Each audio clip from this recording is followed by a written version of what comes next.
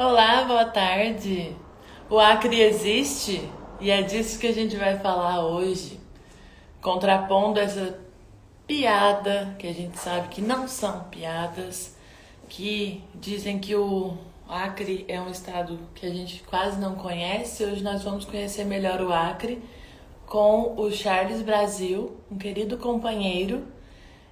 Charles, você vai usar o fake Covid ou você vai entrar pelo seu pessoal? Se for o fake Covid, você já tá aqui, eu já posso te chamar. Dá um sinalzinho pra mim, por favor. Bom, enfim, hoje é segunda-feira, e nós falaremos sobre Covid nos estados, continuando a nossa série. O Charles está aqui pelo projeto maravilhoso dele. Então vamos chamá-lo por aqui.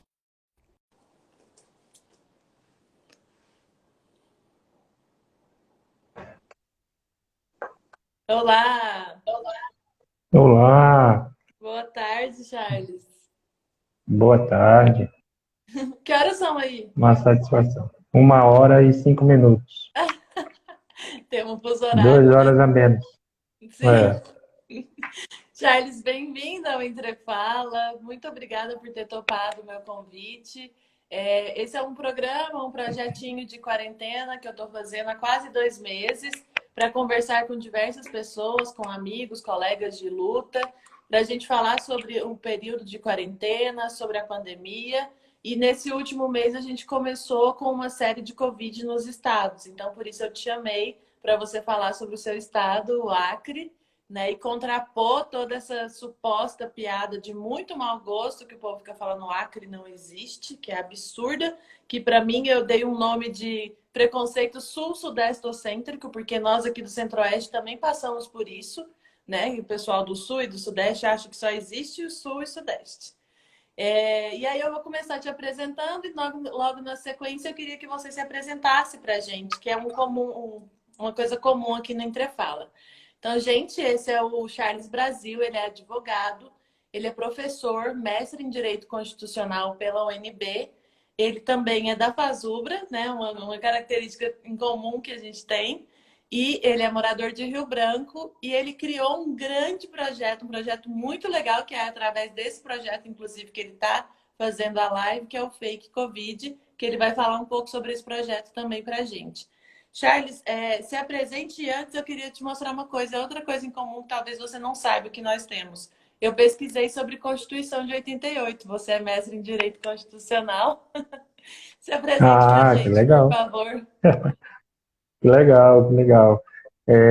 Eu me chamo Charles Brasil, né, moro aqui em Rio Branco, Acre, trabalho na Universidade Federal do Acre e há 10 anos aqui, fazer 11 anos. E nasci aqui no Seringal, logo depois a minha mãe, mas meu pai veio para a cidade trabalhar, então eu acabei crescendo, vivendo toda a minha adolescência e juventude e até o presente momento aqui em Rio Branco, né? E a gente já andou muito nos municípios, jogando bola, fazendo atividades políticas também, e o futebol no estado. Nós temos 22 municípios, o estado do Acre tem 22 municípios, né? Se encontra aqui com a fronteira entre Bolívia e Peru, são as duas principais fronteiras, e é isso. Bem-vindo, Charles. Bom, Charles, Eu agradeço. como a gente já começou a falar sobre essa sua atuação também como professor e como mestre em Direito Constitucional pela UNB, né? E a gente até descobriu agora que a gente tem isso em comum, que eu também pesquisei sobre um pouco sobre Constituição, mas do ponto de vista histórico, eu queria que você nos falasse um pouco sobre a sua pesquisa, sobre o que você pesquisou no mestrado e como tem sido essa sua atuação como professor de Direito Constitucional, qual a universidade que você está dando aula nesse momento e etc. Fala um pouco para a gente sobre a sua trajetória, a sua carreira. Se quiser falar sobre a coordenação de educação da FASUPRA também, fique à vontade. Esse é um espaço para a gente falar um pouco das trajetórias, porque o Entrefala tem isso também, de ser uma conversa entre nós, né? Então, entre companheiros de luta, entre amigos. Então, fale um pouco sobre a sua trajetória para a gente. Eu posso começar pela Fazubra. Posso dizer que foi o movimento sindical nas universidades, e especialmente na Fazubra, que onde eu me encontrei e onde eu me reconheci negro, né? Então, assim, nasci negro em 2011, aproximadamente, né? Por conta do movimento social e do movimento sindical, né? A vida toda eu participei do movimento social, mas o movimento sindical foi mais contundente porque me fez estudar, me fez pesquisar, me fez buscar conceitos. Antes mesmo, por exemplo, eu me autodeclarava pardo, né? E aí, numa atividade lá da Fazubra, em Porto Alegre, no Fórum Social Mundial de 2012, eu tive um probleminha de saúde, fui parar no hospital, no Sistema Único de Saúde, e aí o médico lá não pôde me atender e foi encaminhar para um outro setor.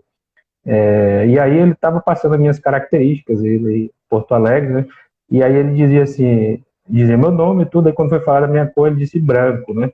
Aí eu falei, não, doutor, eu não sou branco, não, eu sou negro, né? Na verdade, ele perguntou, como é que você se autodeclara? Desculpa, né? Que realmente é a autodeclaração. Eu falei, pois é, eu sou preto, doutor.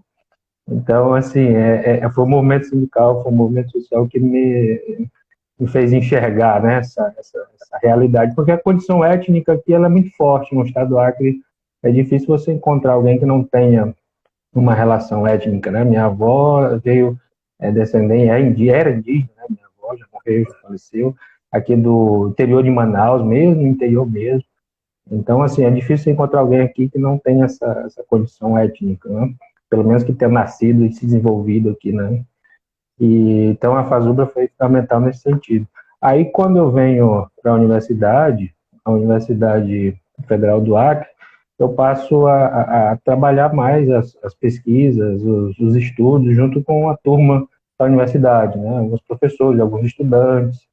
Então, hoje eu faço parte do NEABI aqui na UFAC, que é o Núcleo de Estudos Afro-Brasileiros e Indígenas, né? E a gente tem pesquisas aí nessa área da questão das relações raciais, né? O direito, relações raciais, questões de gênero também. Então, a gente faz esse trabalho assim, o NEABI tem crescido muito aqui na Universidade Federal do Acre. Inclusive, já tem uma revista semestral, todo semestre a gente lança uma revista com diálogos sobre essa questão das relações raciais. E aí, em seguida, eu faço o meu trabalho de mestrado na UNB, faz um trabalho na área do direito constitucional, especificamente voltado para o direito da criança, o direito de convivência da criança, né? Da criança que está abrigada, que está esperando a adoção. E aí eu faço especificamente falando sobre adoção homoafetiva, né? Faço aí um trabalho sobre as questões de homoparentalidade. Os conceitos eles são bem complexos e também são um pouco polêmicos, né? Dependendo do autor e dependendo da forma como você usa, você vai ter alguma tensão aí, né? Tem gente que não gosta do termo homoafetivo, tem gente que não gosta do termo homoparental, né? Porque dizem que se relaciona a sexualidade com parentalidade, que realmente não tem nada a ver, né? São coisas distintas, mas eu usei esses termos aí para ficar talvez um pouco mais fácil o entendimento, né? Mas a minha relação, o meu objeto de pesquisa foi esse, o direito que a criança tem de conviver, enquanto as pessoas têm um preconceito enorme, né? E ainda acreditam que é possível virar gay, para ser assim bem, né, direto, tem muitas crianças, mais de 50 mil crianças, esperando um lar, esperando ter o seu direito de convivência familiar, né? Então, a adoção, ela é um aspecto que você pode ver claramente a homofobia, que você pode ver claramente o racismo também, sabe? Eu percebi isso também na pesquisa. Então, nos discursos, na própria estrutura da instituição, e para você adotar, você tem que fazer como se fosse ao supermercado, você faz uma lista e aí vai pegando das prateleiras e colocando no carrinho, né? A adoção é mais ou menos isso, porque você diz lá a idade que você quer adotar, a cor que você quer adotar. Então, quer dizer, mais de 60% das pessoas que estão ali aptas para adotar não querem adotar um negro, não querem adotar pessoas com deficiência. Então, e ainda tem a resistência e base, né? Eu ainda encontrei decisões judiciais, disputas judiciais feitas, inclusive pelo Ministério Público do Paraná, que vetavam, né, de alguma forma, queria impedir esse direito de convivência da criança no lar homoafetivo. Então, Meu assim, Deus. veja como... Isso eu estou falando de 2019, 2017, coisas recentes, nada muito longe, não, né? Então, ainda nós temos essa disputa ainda travada no campo jurídico e, consequentemente, a gente percebe essas mazelas na própria estrutura mesmo que se dá em relação à adoção, né? E aí a questão interessante que eu encontrei na pesquisa é que a adoção, por ser, como eu disse, essa questão de como se fosse um supermercado, né, fazendo um paralelo, ela acaba impedindo as crianças serem adotadas, porque quanto mais a criança fica mais tempo lá no abrigo, menor chance ela tem de ser adotada, né? A partir dos 5 anos, isso vai caindo drasticamente, a possibilidade de ser adotada uma criança. Então, o processo de adoção é demorado, o processo de perda do poder familiar é demorado, né, que é aquela perda em que os pais perdem todas as responsabilidades para com a criança, também é demorado, leva em média de 4 a 5 anos. Então, imagine uma criança que chegou recém-nascida num abrigo desse, esse processo demorando da maneira como demora, vai inviabilizar ainda mais a adoção dela, né? E aí, a ideia, inclusive tem um projeto de lei tramitando, era transformar essa estrutura num contato mais afetivo. Quem quisesse adotar, que pudesse ter contato direto com o abrigo, com as crianças, e aí criar laços, né? Criar afetos e, quem sabe, poder diminuir essa fila que é enorme. Nossa, Eu acho que é isso. que pesquisa legal, importante, necessária, Charles. Parabéns. Nossa, muito legal mesmo. Fiquei com vontade de ler essa dissertação. Pois é, Charles, eu posso me mandar depois. tá bom. No, no Charles, doutorado agora, deixa eu só complementar. No doutorado agora eu vou falar sobre a questão da intersexualidade, né? A liberdade do corpo, a liberdade para quem importa o meu corpo, né? Essa questão assim mais voltada para a questão do intersexo. Foi uma criança que eu advoguei aqui, ela nasceu com essas características e ela tinha 3 anos, e aí eu entrei com uma ação aqui no Rio Branco para mudar o nome e o sexo dela, né? E eu consegui, foi a primeira ação no Brasil, mudou o nome de uma criança intersexo, né? Então, assim, aí eu me apaixonei por essa questão, pela criança, por toda essa temática, assim, da intersexualidade, que até então eu não tinha me deparado, e aí eu estou fazendo a minha pesquisa, passei na primeira fase do doutorado, e aí veio essa questão da pandemia e parou aí um pouco. nossa, muito massa, muito bom, Charles. Nossa, que orgulho. Legal.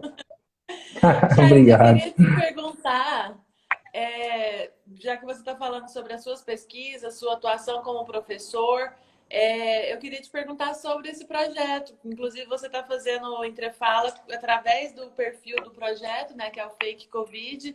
E eu queria te perguntar como que surgiu essa ideia. Eu vi que é um projeto que você coordena enquanto professor de uma turma. Como que surgiu a ideia? Como é que está sendo? Como que seus alunos estão reagindo? Como que a população está reagindo? Conta pra gente um pouco sobre esse projeto que eu achei fantástico também. Pois é, o projeto, eu também sempre fiquei apaixonado. Confesso que inicialmente a gente ficou sem saber o que fazer, porque nós não somos da área médica, né? E às vezes, a priori, você imagina que só o pessoal da área da medicina que pode fazer alguma coisa. E não, né? Tem muita coisa que é possível fazer. E aí nós criamos no dia 17, no dia 15 de março, ainda não tinha confirmado o primeiro caso aqui no Acre, e estava ainda muito lento no Brasil, e eu conversando com meus alunos, aí a gente decidiu criar um grupo, né, para a gente poder combater as notícias falsas, que a gente sabe que ela vem crescendo muito. Eu já tinha falado com eles, eu tinha feito um trabalho em sala de aula sobre democracia e fake news. Então, eles já tinham uma noção do que se tratava e de como que isso impactava na democracia. Então, eu já tinha meio caminho andado. E a gente criou as redes sociais e passamos a divulgar o trabalho, fazer vídeos, fazer algumas lives divulgando. Então, a gente começou bem antes mesmo dos primeiros casos aqui, sabe? E do ponto de vista assim, de voluntariedade, nosso grupo foi assim um dos primeiros do Brasil, se não o primeiro, a trabalhar nessa questão. Até mesmo antes do Ministério da Saúde, né?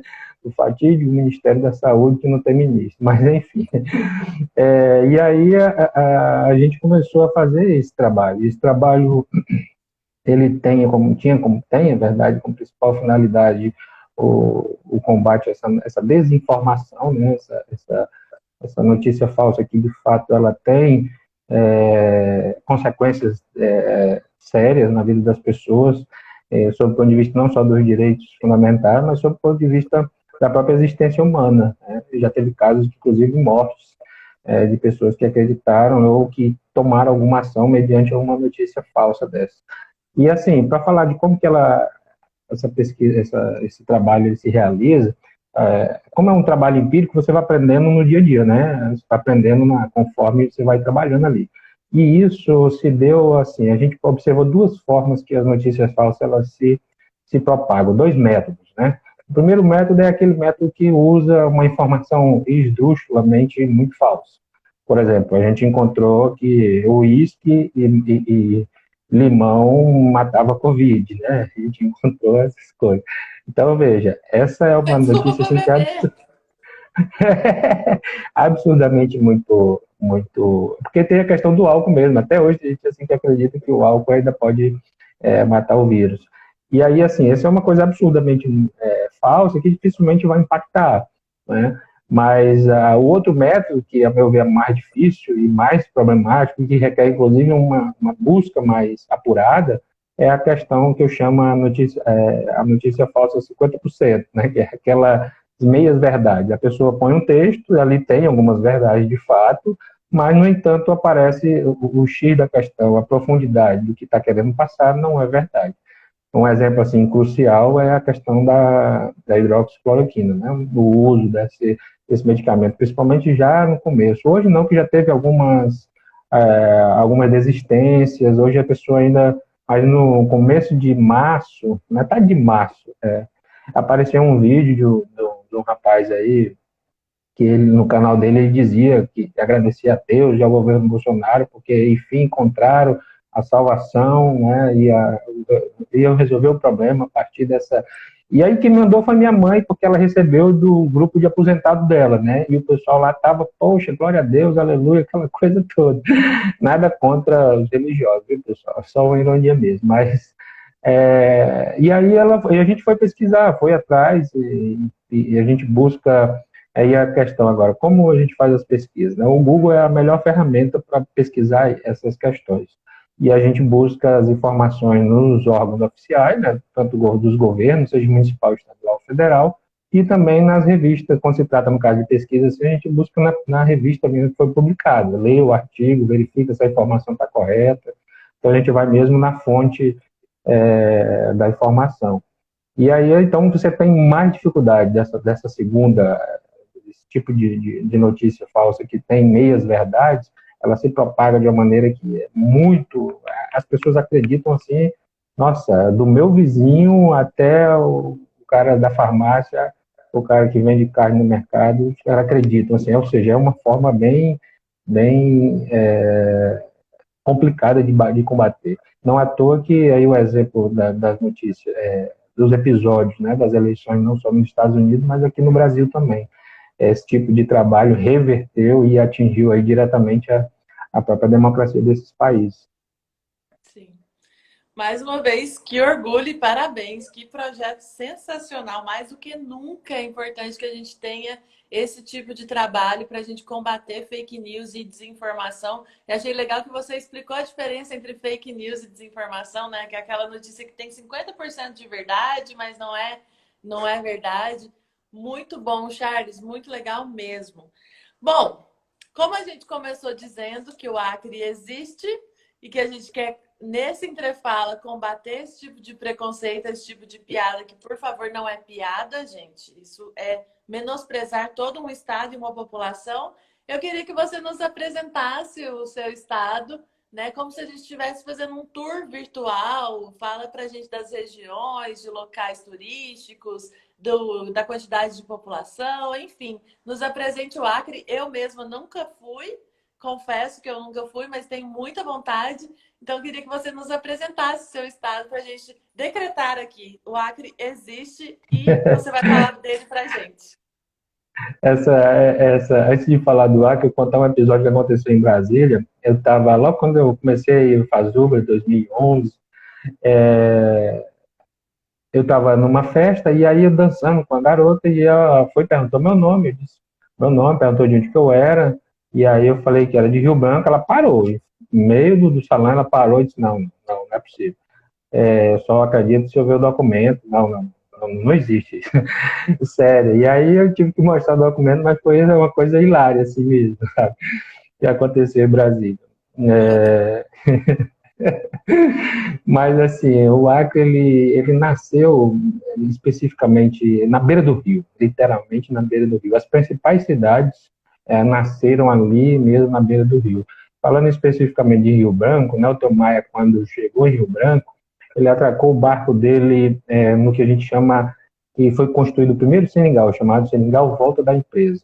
Que hoje não, já tinha essa gamineira, só que aí tomou esse nome, que é a árvore, né, a gamineira. Ele atracou, amarrou o barco dele nessa árvore, e aí todo aquele calçadão hoje, que faz parte da beira do rio, foi reformado pelo Estado, foi feito um trabalho para não ocorrer a erosão, né? E hoje é chamado de gamileira, toda aquela estrutura. Tá? Mas então o Nelton Maia fundou ali o primeiro seringal, chamado Seringal Volta da Empresa, porque de fato é próximo de uma volta do rio, né? E ali se foi se construindo as primeiras empresas, as primeiras aviações. Meu avô trabalhou muito ali, subindo e descendo o barranco, carregando castanha, né?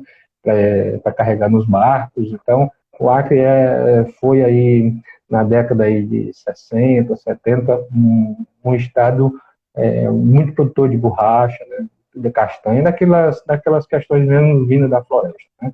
De produtos originários da floresta. Até que o meu xará, o Charles, veio e roubou as sementes. E aí lá na Malásia ele plantou na verdade as sementes da seringueira uma do lado da outra.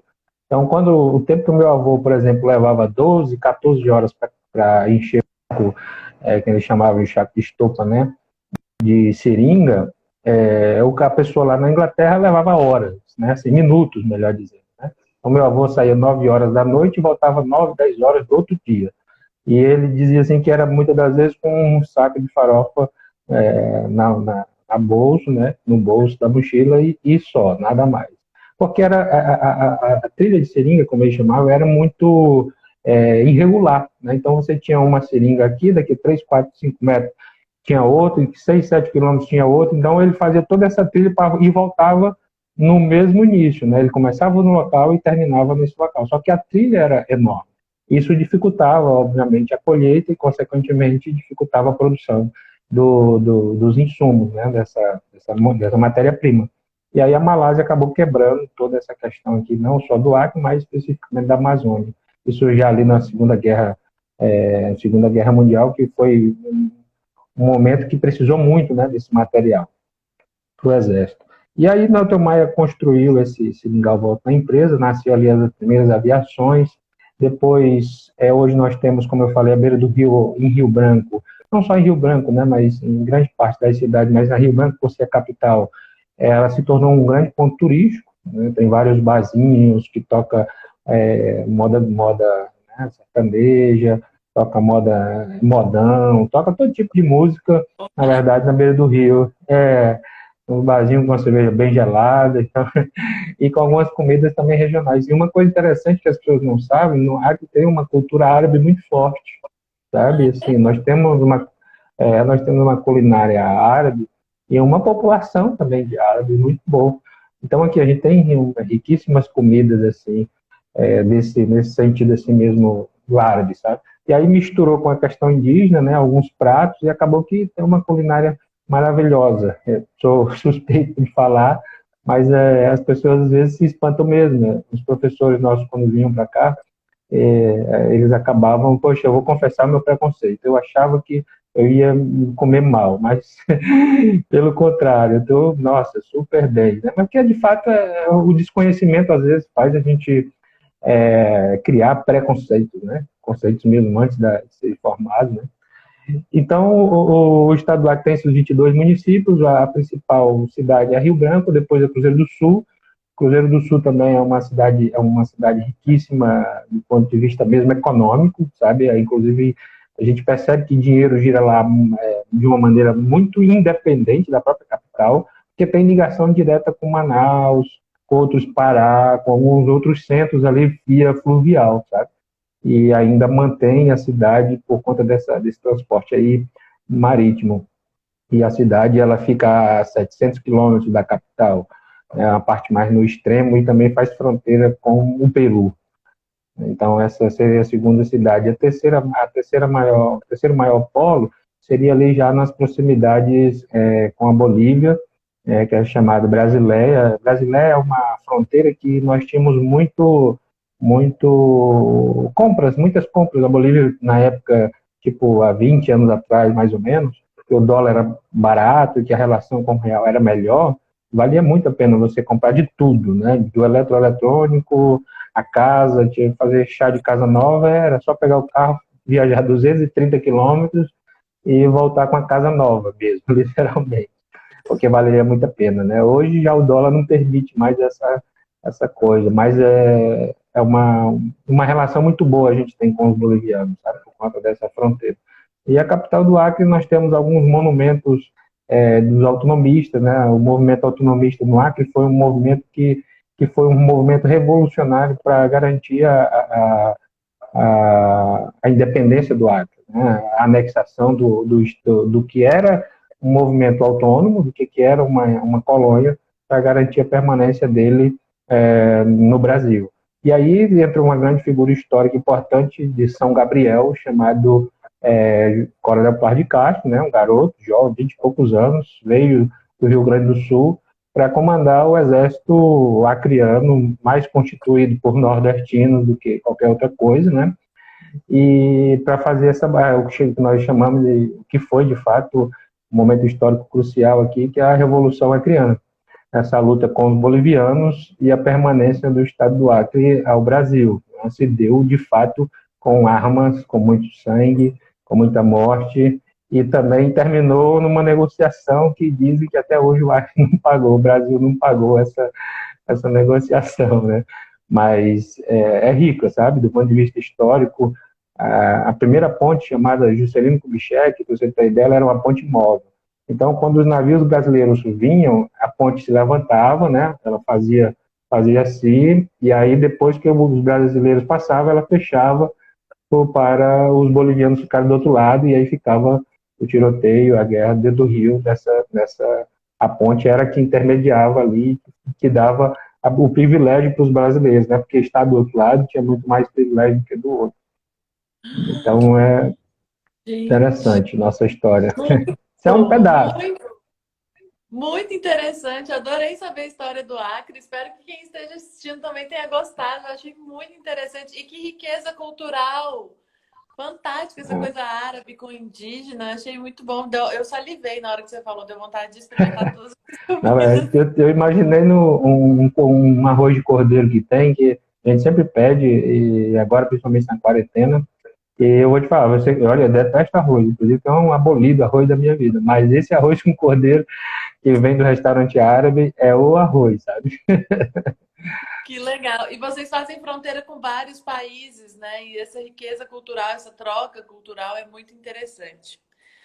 Bom, Charles, vamos entrar no nosso assunto propriamente dito. É óbvio que a gente está tudo permeando o assunto mesmo, mas a gente tem que falar de Covid, que é essa temática do Entrefala. E eu vou começar te perguntando sobre dados, né? Inclusive na postagem que eu fiz divulgando o seu Entrefala, você já colocou alguns dados ali, mas queria que você falasse para a gente sobre os dados da Covid no estado. Eu pesquisei para me preparar para o Entrefala, mas acho que você pode nos falar muito melhor, apesar não, até porque você está pesquisando sobre isso para fazer o canal Fake Covid. Então, eu queria que você trouxesse esses dados atualizados para a gente sobre a Covid no estado do Acre. É, antes assim dos dados, no primeiro caso oficial aconteceu 17 de março. E aí, então, desde o primeiro dia, 15 de março, que a gente começou a se organizar e fazer reuniões online, mas meus alunos, a gente decidiu dois caminhos, né? Esse de combate essencialmente a notícia falsa, e o outro que era estudar essa situação, até porque se a gente pode dizer que teve um privilégio nisso, foi o fato de chegarmos aqui depois dos países desenvolvidos, né? a gente pôde aprender muito, não um pouco, muito mesmo com eles, e como, porque a estrutura muda, a forma muda de como o vírus atua na localidade, mas tem muita coisa muito semelhante, né? A forma de proliferação, a forma de contágio é a mesma, não muda. Houve uma mutação já, várias mutações do próprio vírus, os pesquisadores falam, mas a forma como a forma como ele contamina, a potência dele, ela é igual em qualquer lugar do mundo, né? Então a gente vinha estudando nessa segunda linha de pesquisa para a gente conhecer de fato o nosso inimigo, né? Primeiro assim, nós estamos numa guerra, primeiro tem que reconhecer isso, né? Isso a gente falava lá em março, né? Então a gente está numa guerra e numa guerra você tem que reconhecer o seu inimigo. Conhecer o seu inimigo é saber quais são os seus pontos fortes e como que a gente pode fazer para defender, né? Para atacá-lo também. E nesse caso é mais uma defesa do que qualquer outra coisa. E aí, 17 de março, aí a gente passou a receber os primeiros casos, foram 3 casos confirmados. E aí o que aconteceu? A população de Rio Branco, isso foi em Rio Branco, os casos oficiais, a população de Rio Branco correu para 2 lugares, depois da fala do governador do estado do Acre. Correu para o supermercado e para a farmácia, né? Com medo de morrer de fome e com medo de morrer da doença, todo mundo correu para comprar vitamina C e tal, como se fosse ajudar em alguma coisa. Mas, enfim, aí entra a questão da notícia falsa, né? Das meias-verdades. E aí, de fato, a vitamina C, por 3 semanas, sumiu da cidade. Sumiu, literalmente. Você não encontrava em lugar nenhum na cidade devido a essa correria. E as pessoas foram aglomerar no supermercado e nas farmácias, né, nessa semana. O que foi trágico, obviamente, porque não ia adiantar de nada, como não adiantou. E aí a gente vem medindo, vem verificando, na verdade, o isolamento do Estado, né? Como está o índice de isolamento no Estado a partir desse dia 17, que foi o primeiro caso. E aí a gente percebeu que o isolamento, primeiro, as atividades aqui continuam paradas, né? Quais são as atividades paradas? Atividade de escola, ensino básico, universitário, todos estão parados, e o serviço público também, municipal, estadual e federal também encontram em atividade remota e alguns trabalhos só essenciais, que são os presenciais, né? Então, e aí isso a partir na primeira semana, que foi a semana do dia 17, nós tivemos aí um pico de uma média de quase 70%, 60 e poucos por cento de pessoas de isolamento social, né?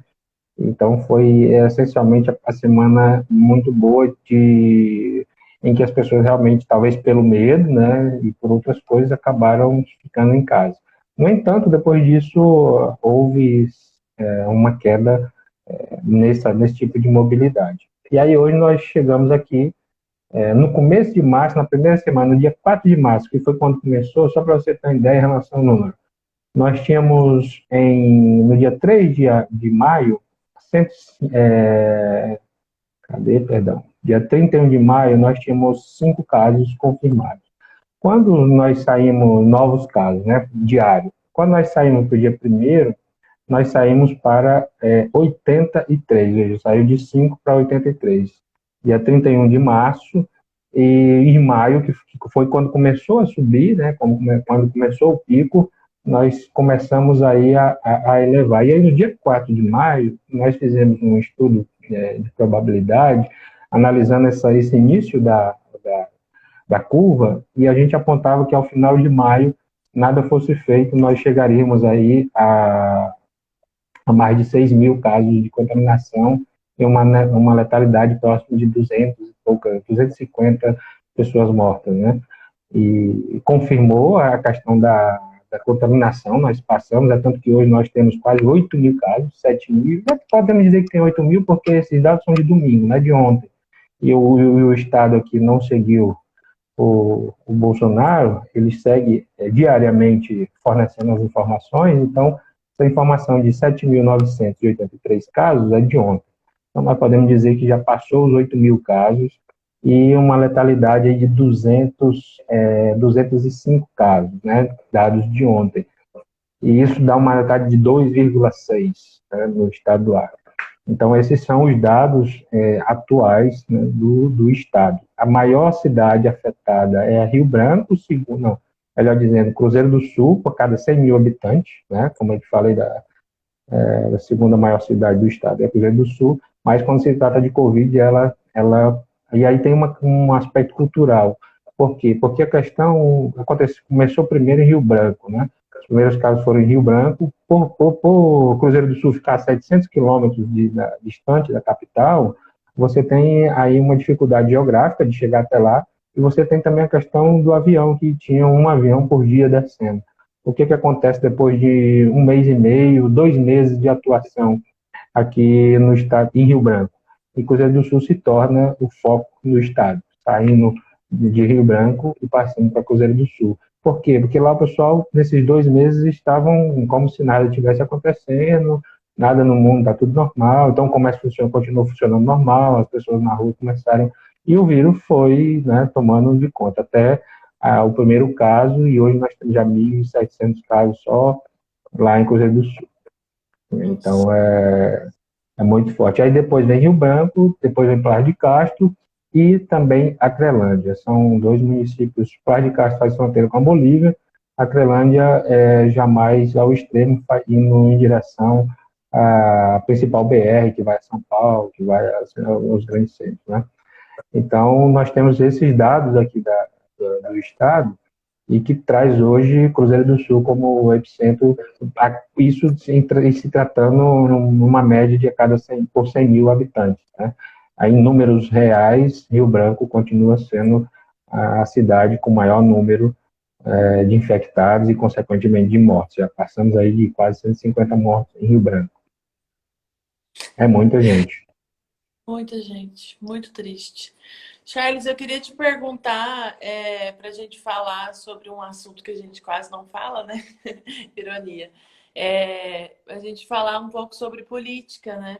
E aí eu queria que você fizesse um panorama para a gente, inclusive informando, porque acho que tem um desconhecimento das pessoas sobre a política local aí do Acre, nos falar quem é o governador, quem é o prefeito de Rio Branco, e fazer uma análise desses, pelo menos desses dois, né, que é o governador e da cidade onde você mora, de quais têm sido as políticas públicas adotadas por esses governantes desde o início da pandemia, mas fique à vontade, inclusive, se quiser fazer, eu acho o máximo que você faça, para caracterizar esses governantes, né, de quais partidos são, quais são as políticas que eles têm adotado, enfim, desde o início do mandato, rapidamente, para a gente poder entender o que eles estão fazendo agora em relação ao coronavírus. Certo. O governador do estado do Acre, ele foi eleito rompendo aí um ciclo de 20 anos de governo do PT. Então, 2016, né, nós estamos em 2020, 2018 foi o ano da eleição para governo, e o atual governador, chamado Gladys Cameli, uma família tradicional, o tio dele já foi governador do estado, ele era um jovem senador, é um jovem, 30 e poucos anos, e era senador, foi deputado federal, e aí veio para a disputa com o candidato do PT, que era prefeito da capital. Em 2016, o PT foi, Rio Branco foi uma única capital que o PT conseguiu fazer e conseguiu eleger um prefeito, foi Rio Branco. E esse prefeito ele sai 2 anos depois para concorrer ao governo do estado e perde a eleição, acabando assim com 20 anos de governo do PT aqui no estado do Acre. Então, o atual governador, ele é do PP, ele ganhou a eleição apoiando o Bolsonaro, né? E Bolsonaro, aquela fatídica frase do Bolsonaro de que nós vamos metralhar o PT do Acre, tomou na época uma proporção nacional, né? O Brasil todo ficou sabendo, ele pegou aquela arte da câmera, né? Da filmadora que você põe em cima e sinalizando uma metralhadora, e falou essa frase. Então, e aí o estado do Acre, o estado em si, teve 80%, deu 80% de votação ao Bolsonaro. E aí foi nesse contexto que nasceu, que ganhou a eleição o atual governador. A prefeita, como eu falei, a prefeitura de Rio Branco era do PT, em 2016 quem ganhou foi o PT, fazendo uma reeleição, o atual prefeito foi do PT por 4 anos, foi para a reeleição, ganhou, só que teve como vice uma mulher, uma candidata do PSB, né? Formou a chapa PT-PSB, e aí em 2018, 2 anos depois, ele sai, como eu falei, para concorrer com o atual governador, e aí quem assume é a vice, e aí ela rompe com a aliança, né? Já isso em 2018, quando a saída do atual prefeito, ela rompe a aliança com o PT e se aproxima mais do governador. E agora, com a Covid, se aproximou mais ainda, realizando aí várias atividades conjuntas, inclusive estão bem sincronizados em relação às ações.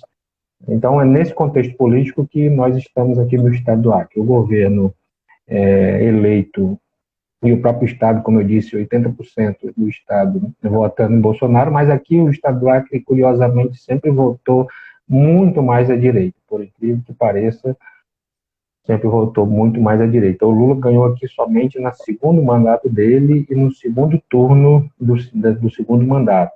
Foi a única vez que o Lula conseguiu ganhar aqui, e outro sempre foi o PSDB. O PSDB sempre ganhou aqui no estado do Acre. Não sabe se tem um trabalho histórico a ser feito para tentar descobrir os motivos.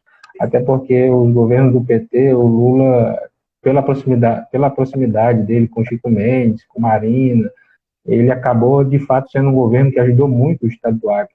Até porque o primeiro mandato dele foi um governo que teve uma ajuda, que teve uma conjuntura internacional favorável, né? E isso, o estado do Acre também foi beneficiado com várias obras, com vários recursos, mas mesmo assim não conseguiu reverter essa lógica.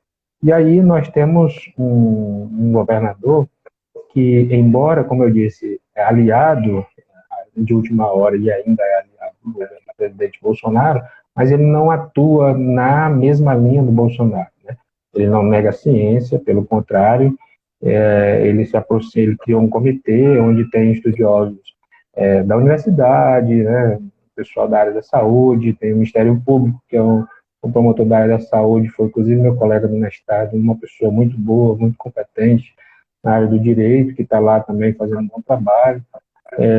A prefeitura também tem a sua equipe técnica, então isso a gente tem que destacar. Ele não segue essa linha negacionista e também não segue uma linha, de, por exemplo, de jogar as pessoas para a rua, né? Pelo contrário, as falas dele é no sentido mesmo de preocupação.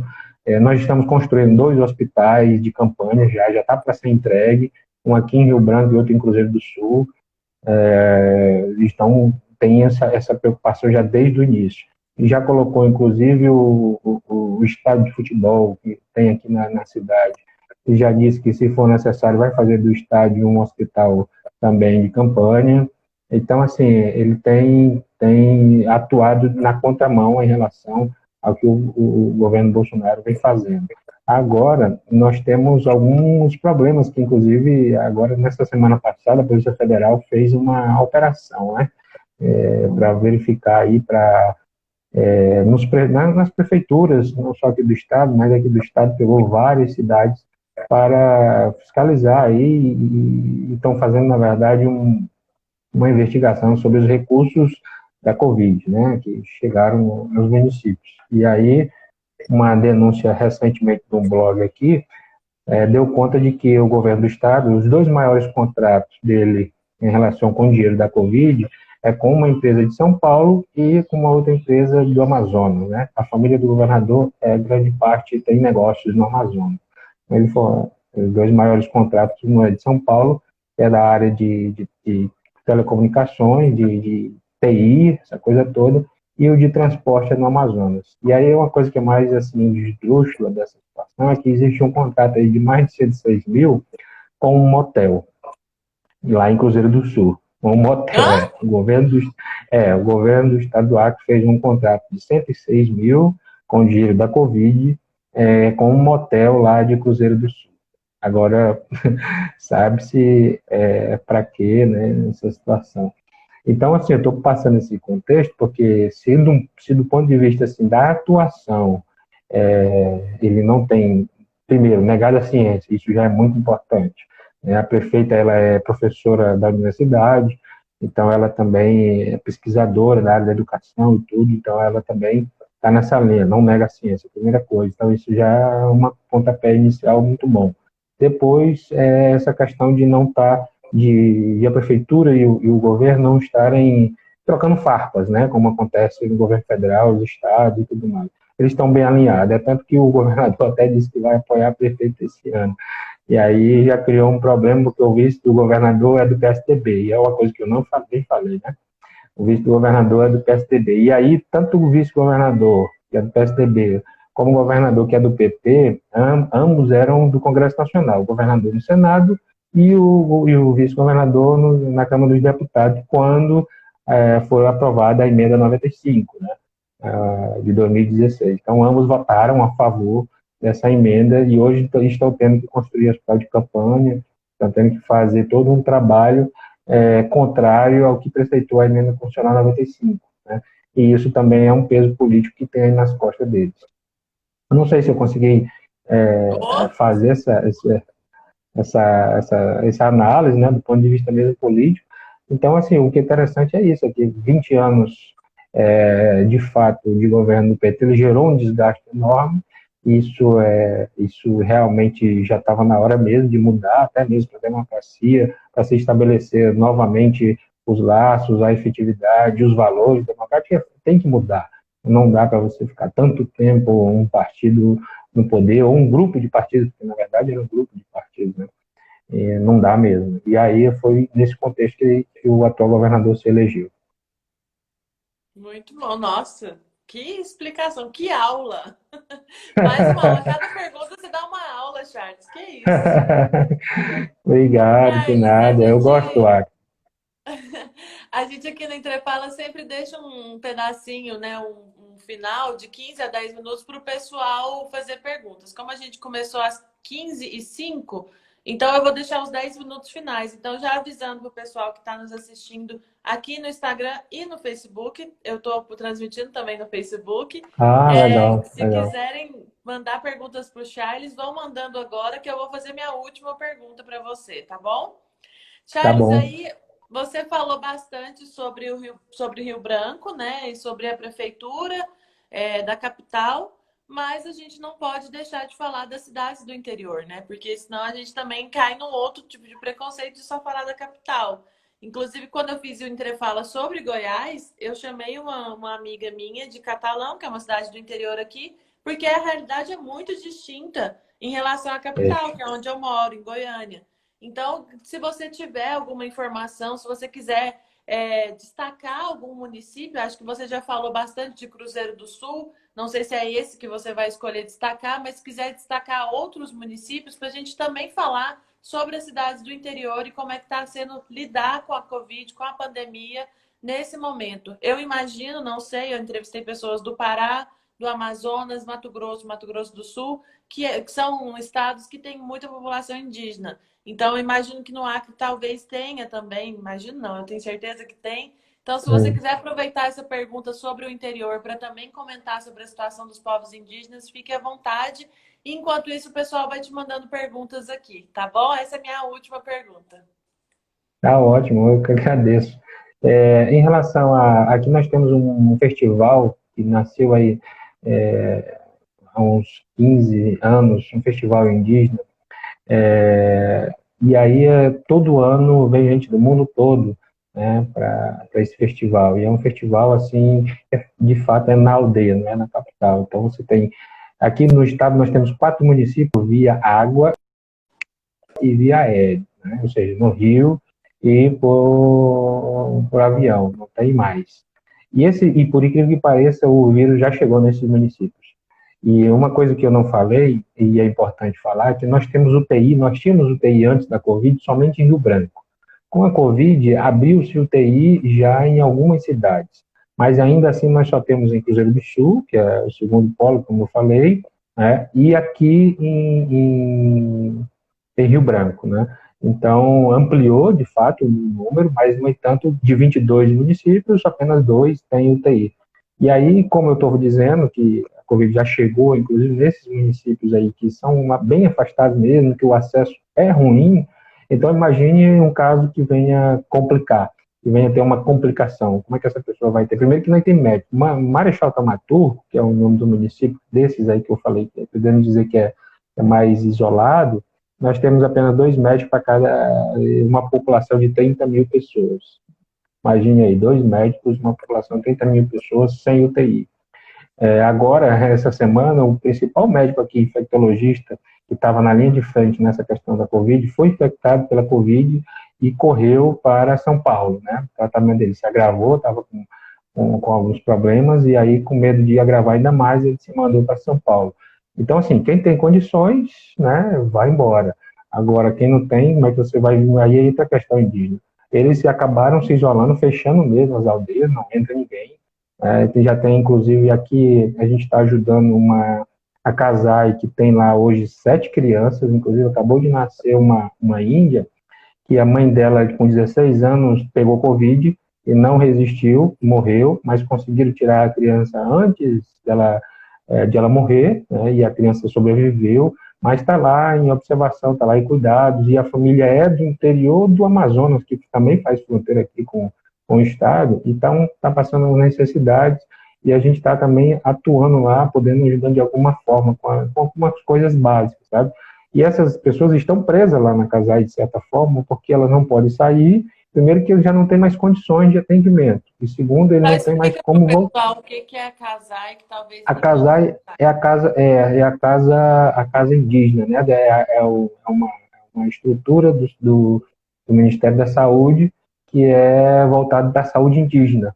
Então, você tem esse núcleo que cuida da saúde indígena aqui na capital. E eles dão conta de todo o estado. Então, como eu disse, tem essas 7 crianças e tem mais 2 adolescentes que estão lá na CASAI, né?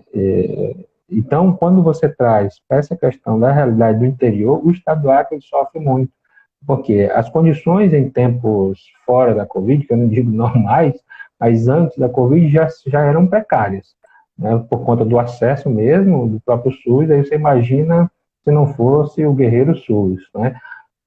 E aí, quando você traz para essa nossa realidade de 22 municípios, 4 municípios completamente isolados, distantes, sem acesso mesmo terrestre, e os outros que ainda têm um acesso terrestre têm uma dificuldade, porque as estradas são ruins, aqui não tem pedra, então a estrada tem muita tabatinga, muito barro. Quando tem asfalto, quebra muito, por conta de muita chuva, são 6 meses de chuva e 6 meses de sol. Desculpa, Tabatinga é uma espécie de barro que é como se fosse um chiclete, daqueles bem grudentos, que aqui o pneu vai passando assim e ele vai só aumentando, entendeu? E o carro não sai do lugar, fica tipo patinando. Patinho. Então é horrível você construir estrada nessas condições. Então essa é a realidade da Amazônia, especificamente aqui do Acre, nesses 2 municípios. Então aí quando entra para essa questão da saúde, você tem sérias dificuldades para o atendimento dessas pessoas. Como eu falei, 22 municípios, apenas 2 têm UTI. Isso significa dizer que se as pessoas lá no Jordão, como nomeando aqui outro município, o Jordão, que também é esse isolado, se ele precisar se agravar a situação dele, não vai morrer. Essa é a realidade, porque não tem sequer UTI. Não pode nem dizer os outros equipamentos, né? Então, outro município aqui que teve muita dificuldade no início foi Passo de Castro. Passo de Castro, a 100 quilômetros da capital, faz fronteira com a Bolívia. A Bolívia imediatamente se fechou tudo mesmo, literalmente. E Passo de Castro cresceu, assim, nos casos da Covid, assim, assustadoramente. É um município pequeno, o município também tem isso, as pessoas têm muito contato, né? A relação é muito próxima, todo mundo conhece todo mundo anda na casa de todo mundo, então tem isso. E como o vírus ele se propaga nessa relação, fica uma situação muito mais difícil conter numa cidade pequena, né? Porque você tem uma irmandade muito maior, uma solidariedade. No interior, o cara vai lá pedir um açúcar do vizinho, vai tomar um café do vizinho, vai ficar batendo papo no final do dia. Então, você tem essa característica. Sim. Acaba também... Eita, travou. Oi, ouviu? Deu uma travadinha. Alô? Oi? Ouvi, voltou. Ah, Tá me vai lá. ouvindo? Tô sim. Bom, vou ler aqui. Aqui no Instagram não chegou nenhuma pergunta, nem comentário. Eu vou ler aqui do Facebook. Ah, tem muita gente assistindo aqui no Face, que bom. Gilmar de Oliveira É, Barbosa manda um boa tarde. A Marilda, fantástica essa sua pesquisa, estudo, esse estudo. Ah, Marilda, o que ah, fazer para estudos como este? Aí ela faz uma pergunta: o que fazer para que estudos como estes, no momento que você estava falando do fake Covid, né, serem mais amplamente socializados? Teria como fazer uma campanha de divulgação? E na sequência, quando você falou sobre o Acre, ela falou apaixonante a história do Acre, salve, salve. São esses dois comentários. Charles, a gente tem pouquíssimos minutos, então eu vou fazer o seguinte. Eu vou me despedir, te agradecendo muito. Muito obrigada, aprendi demais. Eu tenho certeza que todo mundo que assistiu também aprendeu demais. Eu tô com muita vontade agora de ir no Acre. Por favor, me dê hospedagem, que essa parte aí da comida indígena com árabe e esses botecos na beira do rio já me convenceu. vou lhe mandar Então, umas fotos para para você ficar ainda com mais vontade. quando tudo isso passar, por favor, me dê hospedagem e muito obrigada por ter topado. E aí eu deixo esse tempinho final para você terminar de responder as pessoas, né? Que foi a Marilda que fez essa pergunta, e fazer suas conclusões finais, falar alguma coisa que eu não te perguntei que você queira falar. E aí, quando o Instagram vai me avisar aqui, quando faltar 2 minutos, aí eu faço assim, só para você saber, tá bom? Tá Obrigada. bom.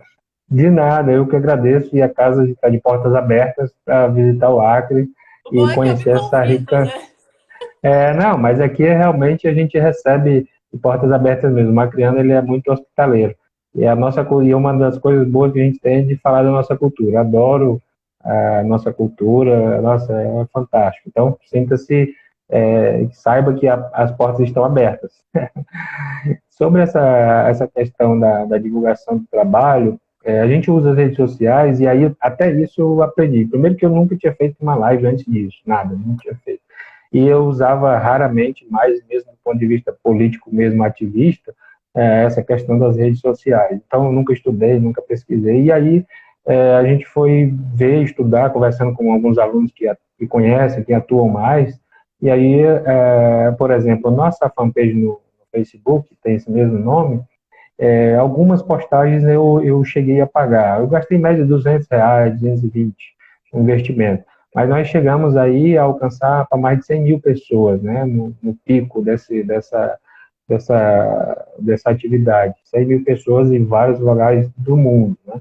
A gente dá um relatório assim das atividades com gente de todo mundo. Como tem essa facilidade de tradução, né? O cara traduz facilmente ali no browser dele, e aí consegue as informações. Então, a fanpage ela funciona quando você paga, literalmente é isso, né?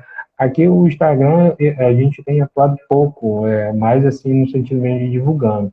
E a gente fez um podcast também, que foi uma coisa que eu não falei, que é o chamado também Fake Covid, e uma série chamada Afeto. A gente tem no Spotify, e a gente toda semana faz um comentário, fala assim, tratando da saúde mental, fazendo alguma análise, usando a música, usando algum livro, tá? E aí qualquer coisa, depois eu compartilho aí para você compartilhar com o pessoal. E tem umas meninas que também atuam muito sobre essa questão aí do afeto, trazendo a questão da psicologia. A gente fez um trabalho aqui que começou, um atendimento psicológico digital, que foi impulsionado pelo nosso trabalho. Então, tem sido muito legal fazer esse trabalho. E eu também quero agradecer de antemão a oportunidade, estou à disposição para uma nova oportunidade de a gente conversar também um pouco mais. Ah, Beijão e até a próxima. obrigada, Charles. Obrigada a todo mundo, gente. Foi ótimo, Charles. Muito obrigada mesmo. E para quem assistiu, agora a gente sabe não só que o Acre existe, mas que é maravilhoso. Obrigada, Marilda aí também. Um beijão. Acabei não mandando um beijão para ela. Beijão, Marilda. Depois a gente se fala. Tá bom, então. Beijo, Charles. Tchau, Tchau, todo tchau. mundo. Até mais.